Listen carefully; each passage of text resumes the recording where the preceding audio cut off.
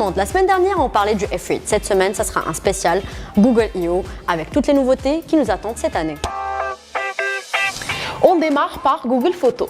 Grâce à une nouvelle fonctionnalité qui s'appelle Smart Actions, cette application va vous permettre d'identifier les sujets de toutes vos photos et ainsi les garder si vous en avez besoin.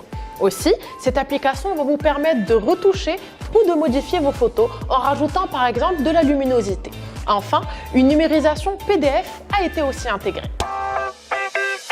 L'une des améliorations que tout le monde attendait de cette conférence, et en particulier les développeurs, c'est la nouvelle version d'Android, l'Android P Beta, le bébé de Google. Cette nouvelle version du système promet une amélioration des performances, l'intégration de plus en plus de l'intelligence artificielle, mais également une interface beaucoup plus fluide et un dashboard permettant l'analyse de son utilisation du téléphone.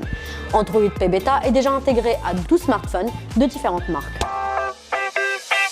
La toute nouvelle version de Google Actualité remplace Google Play Kiosque. Donc l'intelligence artificielle sélectionnera 5 articles qui pourront intéresser le plus le consommateur.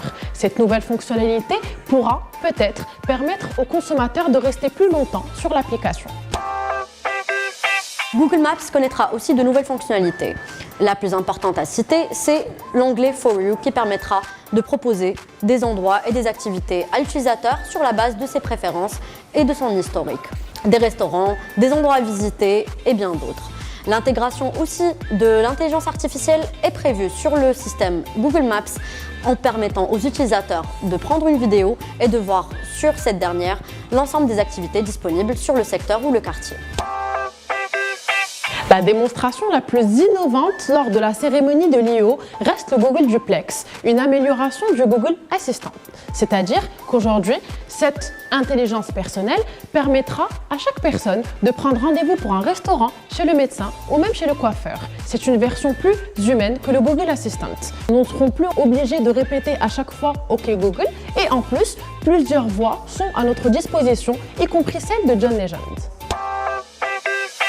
Google lui aussi lutte contre les fake news à travers un nouveau système de scoring qui va permettre de déterminer la fiabilité des sources.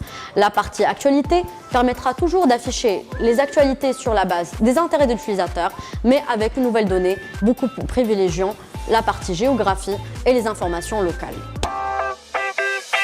Pour plus d'actualités digitales, on se retrouve la semaine prochaine.